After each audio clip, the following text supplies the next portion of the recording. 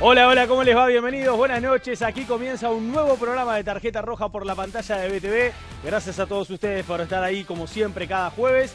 Y también gracias a los chiquilines que todos los jueves nos están acompañando. Vamos a empezar a saludar en esta noche donde vamos a debatir sobre la reducción de la jornada laboral. Hay un proyecto de ley en el Parlamento, pero hay algunos precandidatos también de la Presidencia de la República, hacia la Presidencia de la República, que están hablando del tema. Y hoy lo vamos a debatir si ustedes están de acuerdo o no, si crees que en realidad se puede ir regulando la reducción de la jornada laboral, como está pasando, por ejemplo, en otros países, y no hay que irse muy lejos. Aquí en la región también ha pasado, en Chile, por ejemplo, es un ejemplo. Martina Casás, que está de nuevo con nosotros. Bienvenida, ¿cómo le va? Bueno, buenas noches a la audiencia y a todos ustedes. Un gusto estar acá, como siempre. De volver a segundo jueves consecutivo. Segundo jueves consecutivo y parece que vamos a seguir en este camino. En realidad la dupla Frente Amplista se repite esta noche porque Agustina Castro también está con nosotros. Bienvenida, ¿cómo anda? Buenas noches, sigo siendo la niña cero falta, ya no la niña cero tarjeta, pero bueno, acá. Yo creo que usted se la buscó a la tarjeta a propósito, ¿no? No voy a dar esa discusión otra vez porque no me voy a volver a enojar, pero me consta que hay personas que piensan igual que yo de esta producción que fue una injusticia. ¿De esta producción? Sí. ¿Pero personas de la producción piensan que fue una injusticia? No voy a hablar sin mi abogado. Ah, bueno, ¿y quién es su abogado? No hablo de mi vida personal sin mi abogado. No me diga que el abogado suyo Nunca es liberaron el audio del bar igual, ¿eh? el audio del bar. Pero lo suyo ya es más un reclamo lo palma, ¿no? Bueno, en fin, el audio del bar se verá. Tendríamos que hablar con el Bata, que fue el responsable del sonido el jueves pasado. Vamos por este lado para saludar a Marcel Rossi, que vuelve después de un tiempo. Bienvenido, ¿cómo le va? Todo bien, Nico. Saludos para todos. Muy bien, bueno, 4 goles hizo Racing en Argentina, pero no sirvió para nada, ¿no? Mucho, bueno. Tenemos Sí, con en la Marcel, Sudamericana que somos todavía, simpatizantes así que de Racing. En la Sudamericana estamos bien. Que es Muy lo bien, importante. perfecto, me alegro por Muy eso. Bienvenido el hombre de Colonia, que los quesos ni cerca, pero usted viene. ¿Cómo anda, Gervasio? Buenas noches, Nico. Buenas noches a los amigos y a los que están del otro lado escuchando. ¿Qué amigos tiene del otro lado escuchando? Ya van a venir los amigos acá y los que están del otro lado escuchando, que Ahí también va. hay algunos siempre enganchados. Muy bien, muy bien. ¿Los quesos van a venir, dice usted? Van a venir.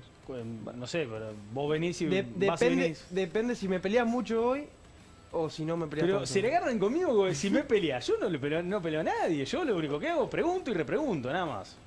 Pero van a venir. Van a venir, ok, perfecto. Van a venir los quesos, anotalo, Guillermo, para el cámara que también estaba preguntando. Bueno, Gonzalo, ¿cómo andás? Bienvenido. Buenas noches, ¿cómo va, Nico? Único Compañeros. suplente tenemos hoy. Sí.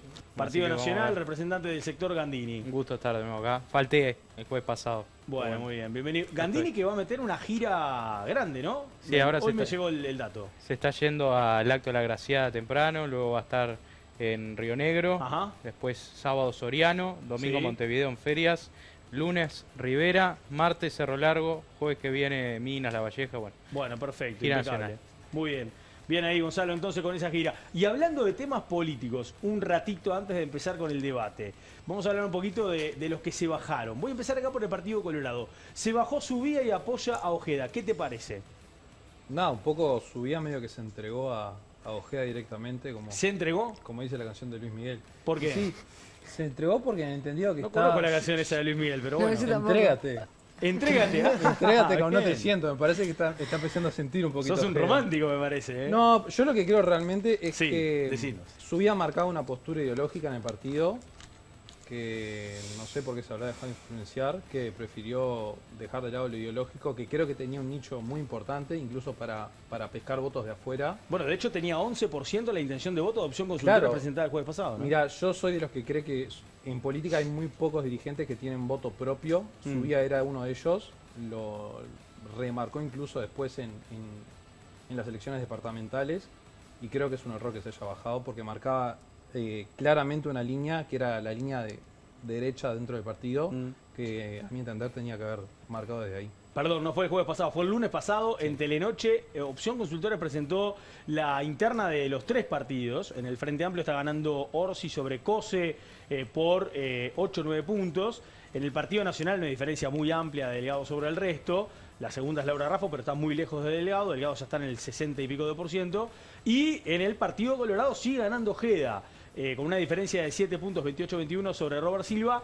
Pero precisamente Subía estaba en el lote de los terceros muy parejito, con Gurméndez, con Tabaré Viera, y ahí estaba con 11% según Opción Consultores. A ver, no significa que el 11% se vaya a ir todo con Ojeda, pero tiene un importante caudal de supuestos votantes en la interna colorada que obviamente pueden marcar la interna, porque Ojeda ya la está ganando y ahora tiene el respaldo, en este caso, de su vía. Hay que ver cómo toman los colorados esto, ¿no? Hay que ver también la estructura de cada precandidato. Yo creo que Claro. pasa un poco por ahí y no tanto por la opinión pública. Son elecciones que no son obligatorias y eso influye también. A los blancos le quiero preguntar, Sertori, ¿tiene que ser precandidato? ¿No tiene que ser precandidato? ¿Qué pensás vos? Que tiene que hacer lo que él quiera. Es un partido de hombres y mujeres libres y ¿Y cómo se explica que Sartori tenga una intención de voto por encima de los otros candidatos que están en el Partido Nacional? Estoy hablando de Gandini, por ejemplo, de Cobrán, Rosana Cobrán. ¿Cómo tiene más intención de voto Sartori, que todavía no es un precandidato? se explica, me parece, por la dinámica actual de la actividad política y por los cambios que ha tenido la política este último tiempo. Y es un fenómeno, más que nacional, es un fenómeno global de grandes candidaturas o perfiles políticos que son más espectaculares en términos televisivos y un poco más de rating generan que lo que la política a veces nos tiene acostumbrados y lo que algunos todavía defendemos. Y creo que de esa manera, en política es muy difícil hacerse conocer. Y cuando la política genera así perfiles muy altos y candidatos con un perfil tan notorio, se facilita mucho más el conocimiento público. Gonzalo, ¿vos qué pensás? Sartori dio que hablar en la elección de 2019, que terminó segundo, la interna, y Larrañaga tercero, hay que recordar eso. O sea, es un fenómeno, como dice él, de conocimiento, de mucho dinero en campaña también, que quizá el Uruguay no estaba acostumbrado a esa marea de dinero que le permitió estar en publicidad, en la calle, en la tele, en todos lados, con una estructura que se armó en 3-4 meses, o sea, no era una estructura que en el partido se conociera. Entonces, yo creo que ya, a diferencia de la elección pasada, está con los plazos mucho más cortos. Estamos a 2 meses de la elección y todavía sigue con esa duda, parece que va a extender 2 semanas más la decisión. Yo creo que sería momento de bajarse y apoyar alguna de las candidaturas, por respeto también al electorado y a su propuesta, ¿no? Si a 2 meses de una candidatura no la tiene firme, porque tampoco están las propuestas atrás. Así que Los rumores decían que podía apoyar a Delgado, ¿no? Exacto. Que está ganando y por luz. Pero salió amplia, una nota de Laura Raffo también que concedería espacios a Sartori, o sea, ahí está por A mí verse. no es el perfil de político que me guste. Lo cierto es que el tipo entiende que la gente todavía no está metida en la campaña política y yo creo que es verdad. Y eso también nos saca, no sé a ustedes qué les parece, pero creo que eso es una cosa nuevísima. La gente no está todavía en la No campaña, está, dice usted. al nivel que nosotros manejamos porque se nos va la vida en esto. Claro, obvio. Nosotros, bueno, nos despertamos todos los días Exacto. buscando noticias que tengan que ver con la campaña Pero política. puede ser que ese comentario que hizo que todavía no es tiempo de porque la gente a veces no sabe ni cuándo. Bueno, puede haber algo Sí, de es real, cierto ahí. es real. Bueno, me voy para el lado del Frente Amplio, ya empezamos con el debate. Se bajó Vergara, ¿qué opinas, Agustina? Porque va a apoyar a tu candidato, que es Orsi. Sí, antes quiero, porque nombraste la gira de Gandini y me pongo camisetera, la 609 también está en recorrida por el país. Hoy Pero jueves tremendo chivo. está en Artigas, Cerro Largo, Colonia y Salto. Como digo todos los jueves, la 609 está recorriendo todo el país con 3 compañeros por departamento, así que me parece ¿Y quién está? importante ¿Quién está, por aclararlo. ejemplo? En Artigas están Sandra Lazo y Betiana Díaz, en Cerro mirá. Largo Charles, Juan Raúl Ferreira y Frati, en Colonia está Daniel Cayani, Tati Sabini y Nico Viera, y en Salto están El Pacha y Lucía Echeverri, que son todos grandes compañeros que se les está yendo la vida en que Yamandu Bien. Orsi sea el candidato, por eso nos pone contentos cada vez que hay otro compañero o compañera que considera que el cambio es con Yamandu Orsi y que el cambio tiene que ser con la gente, por eso saludamos mucho la incorporación de Mario Vergara y esperamos que se pueda articular y que en junio nos encontremos todos festejando la victoria de Yamandu Orsi. Hoy Martina Casás, políticamente en el Frente Amplio, ¿cómo está parada? Digamos en el sentido de los precandidatos, ¿no? Soy independiente. Voy a militar por el Frente Amplio de forma independiente. Pero no por ningún precandidato en especial. No, por ninguno en particular. ¿Y tenés opinión de esto que pasó? Sí, de la por bajada supuesto. de Vergara. ¿Y qué te parece? Sí, claro. A ver, la gente sabe, yo vengo del sector de Mario Vergara. Cuando presentamos la candidatura, yo no estaba del todo como alineada con que se presentara una candidatura, porque como muchos entendían, así como Álvaro García, Cristian Di Candia, parte de Banderas del Iber, parte Que se de terminaron Asamblea, yendo, ¿no? Sí, Antes de que se bajara Vergara. parte de Asamblea de Uruguay, incluso parte de Fuerza Renovadora, considerábamos que no era necesario presentar una candidatura para que lo que se le denomina el ala serenista del Frente Amplio tuviera un peso, porque en realidad eso nos lo jugamos realmente en octubre, o esa era la idea. Obviamente se tenía cierta expectativa y se presenta la candidatura también sabiendo que en algún momento se podía llegar a bajar y con la idea de ir midiendo. Yo tenía la teoría de que hay una diferencia entre el 2018 y 2019 donde había cierto valor de novedad en la figura de Mario Vergara, y bueno, y eso llevaba a que tuviera cierto peso dentro de las candidaturas en una elección en 2019 que estaba muy dispersa porque eran todas figuras nuevas, entonces podía llegar a tener el peso que tuvo en 2019. Yo entendía que para estas elecciones había dos figuras fuertes, muy claras, muy destacadas, que incluso sin lanzarse ya las personas las identificaban como candidatos a la presidencia dentro del Frente Amplio. Entonces sí es verdad que ya había como un perfil de polarización en candidaturas que no significa que sean representación a la interna del Frente Amplio. Eso, insisto, la representación de lo que va a ser la lista 95 de convocatoria serenista progresista se puede llegar a medir de todas formas apoyando a otro candidato, en este caso a Yamandu Orsi, que ya se había además determinado que había cierta afinidad de este sector por la candidatura de Yamandu Orsi. Entonces para mí no es nada sorpresivo, estuvieron esperando cuando fuera el tiempo más adecuado, que digamos que las mediciones dieran cierto tipo de datos, no dio el dato que ellos esperaban, entonces optaron por volcarse a la candidatura de Yamandu Orsi, y me parecía esperable y también adecuado. Tengamos en cuenta que en la interna del Frente Amplio, o por lo menos en la intención de voto, lo que manejaban las encuestas es que Vergara empezó con un porcentaje promedio de 9% y empezó a caer. En vez de crecer, cayó. Por ejemplo, en el caso de Opción Consultores decía que llegó a un techo de 9% y después cayó a 4-3% de intención de voto, que era lo que se presentó el lunes pasado. Bueno, así están dadas las cosas en la interna política. Nosotros, obviamente, más allá del debate cada jueves, también queremos empezar a instalar un poquito esto, que los chiquilines, más allá de debatir el tema, también opinemos de situaciones que están pasando en el momento. Esta fue una semana de bajadas de precandidaturas en el caso de Vergara, en el caso de Subía, y también está esa cuestión allí todavía picando de qué va a hacer Sartori, que entre otras cosas tiene un alto porcentaje de intención de voto, más allá de que todavía no está oficializado como precandidato, y que también tiene algunas suspicacias allí en la interna nacionalista, porque hay gente de su propio sector que está molesto con Sartori, que hable de que va a ser precandidato o no, pero que todavía no lo haya definido. Bueno, vamos a empezar con el debate, ¿les parece? Acá está la presentación del tema.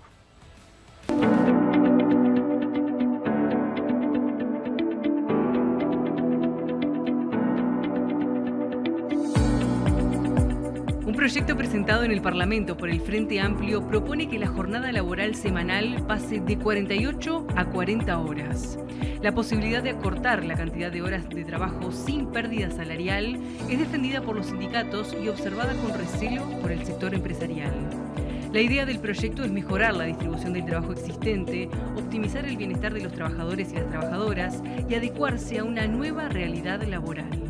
El texto presentado plantea un ciclo de 4 años donde la reducción de la jornada laboral se llevaría adelante de forma gradual. En el primer año se aplicaría una reducción de 48 a 46 horas semanales, en el segundo de 46 a 44 horas, de 44 a 42 horas en el tercer año de vigencia y finalmente en el cuarto año a 40 horas semanales de labor. Uruguay es uno de los países latinoamericanos con mayor carga horaria semanal. Solo El Salvador y México superan a nuestro país.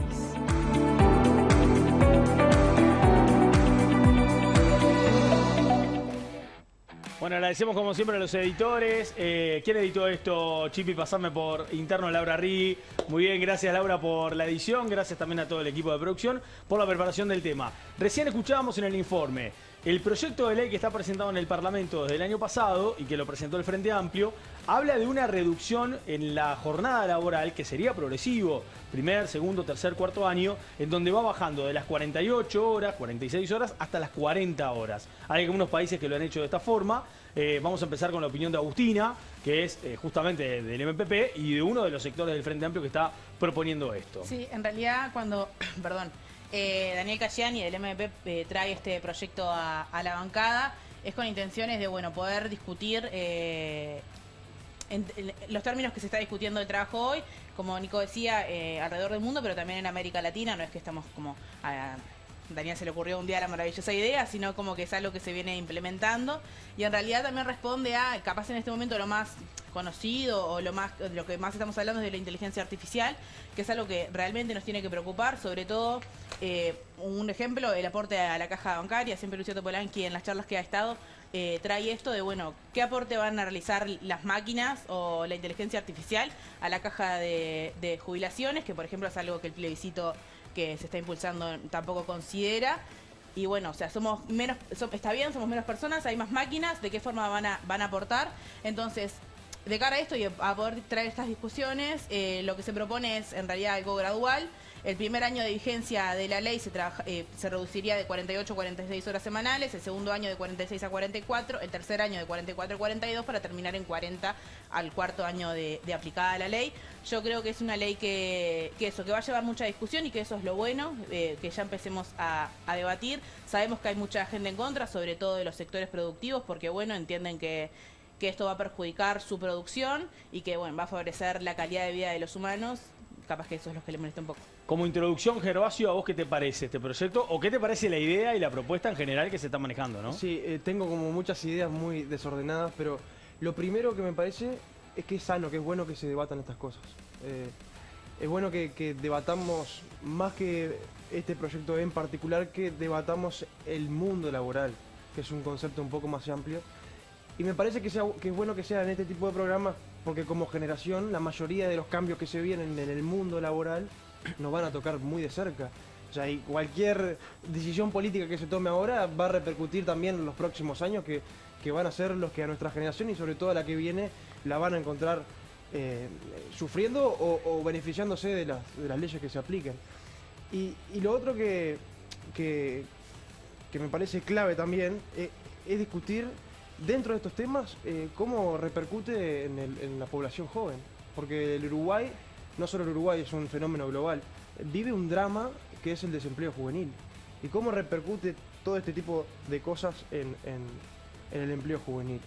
Yo creo que y lo otro como blanco, ¿no? Me sale decirte que o sea, es el primer partido en la historia del Uruguay que planteó la rebaja del horario laboral a 9 horas, cuando era de 8, en 1905, después lo encajonaron durante mucho tiempo y después, más adelante, por suerte salió el proyecto de ley. Y lo otro, nada, yo creo que la política está para beneficiar a la gente y tiene que siempre legislar en función, con responsabilidad, en función de la felicidad pública. Y creo que lo que no tiene en cuenta este proyecto de ley en particular, que me parece que es un poco irresponsable y a la ligera porque no presenta un estudio previo sobre las repercusiones que puede traer, nosotros tenemos que discutir dentro de esto, repito, el mundo laboral, pero además tenemos que discriminar por rubro, porque el mundo laboral es cada vez menos equitativo, ¿no? Y cada vez se sufre de manera diferente. Y nada, eso como introducción. Después tengo algunos hilos más de los que me parece que hay que tirar para dejar la discusión planteada, y porque además me parece que yo de esta cosa estoy convencido. Creo que estos son cosas que tenemos que van más allá de los partidos políticos. Digo, no hay que apurarse en sacar cosas que pueden lograr un acuerdo de los partidos políticos, y lo que más me preocupa y me ocupa, que sean acuerdos generacionales, por las consecuencias que te comentaba hoy. Me pareció escuchar irresponsable y a las apuradas. Dije varias cosas más, pero me parece que fue... No, pero me quedo con eso porque le quiero preguntar a Martina si le parece que en realidad el proyecto me parece puede ser irresponsable y a las apuradas. Yo creo que, a ver, habla de algo y dice sin estudio previo. En realidad hay muchísimo de esto estudiado. A ver, históricamente, hace más de 100 años que la jornada laboral se ha ido reduciendo. O sea, siempre se redujo. No hemos aumentado. Desde el Fordismo, que fue el primero que lo plantea en 1914, termina siendo ley en 1938, pero él lo empieza a planificar de que la vida de las personas se divide en 3 tramos de 8 horas, porque coincide con los turnos de una fábrica que se mantiene trabajando 24 horas, pero además para tener 8 horas de trabajo, 8 horas para lo que nosotros querramos, que era el reclamo de los trabajadores, y 8 horas para dormir. Entonces, la forma en la que trabajamos, incluso hoy en día, en el 2024, viene desde esa época. Entonces, obviamente que hay que cambiar ciertas cosas porque la vida cambió y ya no se divide de la misma forma. Y además, tampoco tiene mucho que ver con cómo es nuestro reloj biológico. O sea, no todas las personas tenemos los mismos ritmos de vida y eso es importante. También Ford lo había pensado en su momento como, bueno, si producen bienes y no tienen tiempo para disfrutarlos, entonces necesitamos que tengan más tiempo para el ocio. Y ahora ya, décadas, un siglo después, lo que pensamos es, las personas tienen derecho a repartir mejor las tareas de cuidado, desarrollarse personalmente a través del estudio. Entonces, reducir la jornada laboral no es que sea ni a las apuradas ni nada, porque en realidad es un fenómeno global muy estudiado. Capaz que no hay datos específicos para Uruguay, pero sí hay datos para Uruguay. O sea, podemos decir que el promedio para los funcionarios públicos es menor que para los privados. El promedio de horas para los privados ronda por arriba de las 44 horas y para los públicos son alrededor de las 36 horas. Entonces es desigual el mundo del trabajo, como vos decías, Ger. Entonces lo que vamos viendo es que sí existe un montón de data, sí existe una tendencia global y mundial, sí existen en muchos países donde se está empezando a aplicar estas cosas y por muchas razones. Por ejemplo, después de la pandemia en Estados Unidos hubo lo que le llaman la gran renuncia, donde un montón de personas renuncian a sus trabajos porque se dan cuenta que estaban trabajando por fuera de su horario marcado, estaban haciendo horas extras y estaban dejando de priorizar un montón de cosas como el ocio, la recreación, el tiempo para la salud mental, el cuidado de sus familiares. Entonces hay como una gran renuncia y eso lleva a que muchas empresas se reestructuren sin la necesidad de que lo haga obligatorio el Estado para que las personas puedan distribuir mejor el tiempo que le dedican al trabajo y a su vida cotidiana. Entonces no es ni a las apuradas, no es ni populista, es una tendencia mundial y es una respuesta a algo que uno puede decir, bueno, Uruguay no se puede quedar para atrás, yo creo que ha sido de los países más modernos en legislación laboral de todo el Cono Sur, de todo Suramérica y me atrevo a decir de toda América en un montón de cosas, desde la ley de las 8 horas hace 10 décadas hasta la ley de la silla. Hay un montón de cosas que Uruguay siempre ha sido... las 8 horas para el peón rural. Las 8 horas para el peón rural. Siempre estamos a la vanguardia. Entonces, ¿por qué no estar a la vanguardia también en esto? Que en realidad es un fenómeno mundial. ¿Querés contestarle? No, sí, que no me respondió y está bien porque la mayoría de lo que dice Martina yo coincido, de hecho no dije lo contrario. A lo que voy es que me parece que hay que poner mucha más atención en la división de los rubros por área. O sea, eso me parece que es irresponsable si se plantea, o por el término que tú quieras, pero sí me parece que es a la ligera plantear un proyecto de ley que no tenga en cuenta todo eso, lo heterogéneo que es el mundo laboral hoy en día, lo dinámico que es el mundo laboral hoy en día, cada vez más dinámico. Lo vivimos nosotros. Igual creo que está planteado el tema de ir quiero separándolo. eso, Está planteado porque el proyecto de ley tiene como una diferencia entre lo que tiene que ver con el trabajo industrial a, por ejemplo, el trabajo de una oficina, ¿no? Sí, pero no, esa diferencia está planteada incluso en el programa del Frente Amplio. Y cito, respecto a la jornada máxima diaria se determinarán las excepciones fundadas pertinentes de acuerdo a las características del sector de actividad, la reducción del salario involucrado y que no implicará, obvio, ninguna reducción en el salario. Eso que trae Gervasio como apurado y a los ponchazos ya está contemplado e incluso es una propuesta del programa. Sí, pero las categorizaciones no son tan amplias y dentro de las categorías que existen hoy en día, que son muchísimas, cada vez se divide más. Por eso me parece que, y sobre todo las consecuencias que puede traer. Pero eso hay que tenerlo en cuenta cuando uno reglamenta la ley. Obviamente uno plantea la ley y las leyes son generales y después cuando uno reglamenta la ley va a los consejos de salario, va a los grupos, a las ramas a lo que hay que tener mucho cuidado y baja tierra, digamos. A no generar normas que después no se cumplan. Por ejemplo, la cuota por discapacidad en el Estado, que no se cumplió nunca. Y que está mal. Lo que no podemos generar son normas que después no podemos cumplir, porque generamos un antecedente terrible. De hecho, en los consejos de salario ya hubo acuerdos por reducción laboral en algunos rubros. Claro, ya hay que tener en cuenta eso. Exacto. Igual, Marcel, quiero tu opinión primero también. También se hicieron convenios colectivos como en el sector metalúrgico que pasaron de 48 a 46 horas del 2024, este año y el que viene. Claro. Exacto. ¿Tu opinión cuál es? Acá yo lo que yo entiendo obviamente celebro el tema de la discusión, entiendo que la vía sí es por el Parlamento Y en cuanto al PIT-CNT, porque también lo toca directamente, me parece que el PIT-CNT, haciendo un paralelismo con el fútbol, es como el Manchester City. Juega, tira al arco, a veces emboca, a veces no. En una de esas le va a embocar. Manchester City emboca bastante, ¿no? Pero bueno. Ayer no embocó mucho, así que... Wow. Un poco es eso, claro, un bolazo va a entrar.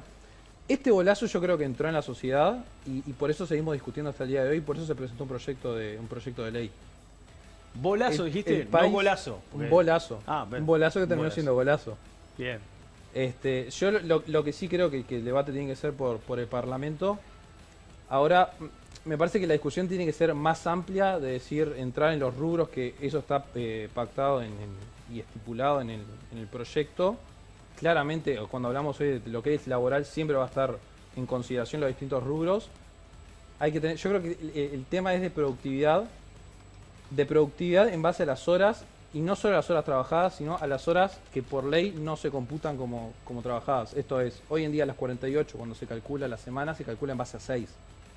Hay un día que no se calcula. Cuando vos empezás a hacer la división 48, 46, 44, todas te dan decimales. ¿Qué quiere decir esto? Que nunca se termina de computar un día entero como librado. Siempre te queda un día y algo, un día y algo. Entonces, mi pregunta es, ese porcentaje que queda librado, ¿para dónde se computa? Porque si se computa para un día libre, yo hasta estoy más a favor de decir, no hagamos 40 horas de 6 horas, hagamos 40 horas de 5 días laborales, con 2 libres. Porque de nuevo, si la productividad, si tomamos en cuenta la productividad como el eje central, entendemos hoy en día que la discusión va en base a eso, y hay muchos trabajadores de distintos sectores que entienden que hasta hoy en día las 8 horas no son 8 horas de trabajo efectivas. Y todos sabemos bien que en ningún trabajo se trabaja 8 horas seguidas. Siempre por H o por B hay un tiempo determinado que no es para el ocio, pero no se invierte en el trabajo. Entonces, por H por B no para comer. La mayoría de los trabajos tienen media hora. Se agarraron el hay, inicio de media hora. Hay media hora para trabajar, hay otros momentos donde pasa en cualquier rubro donde no tenés nada, otros donde claramente estás totalmente saturado y que te diría hasta que las 8 horas te quedan cortas. Es un tema para debatir ahora en el segundo bloque, vamos a hablar de eso, porque acá también hay para dividir, justamente lo que decía Marcel. Hay que ir al día y medio libre, hay que ir a 2 días libres. Claro. Esto también genera más puestos de trabajo, porque si en realidad vas a trabajar 6 horas o 5 horas, hay más posibilidades de aumentar la cantidad de trabajo disponible. Bueno, eso lo vamos a discutir ahora. Después te influye en lo que es también la liquidez en cualquier momento, ya sea para cobrar, para dividir el tema del salario en todos sus rubros. Antes de ir a la pausa, Gonzalo que me pidió la palabra. Breve. Celebro que se dé este debate, creo que el Uruguay se tiene que dar este debate como se ha dado el mundo y América Latina también.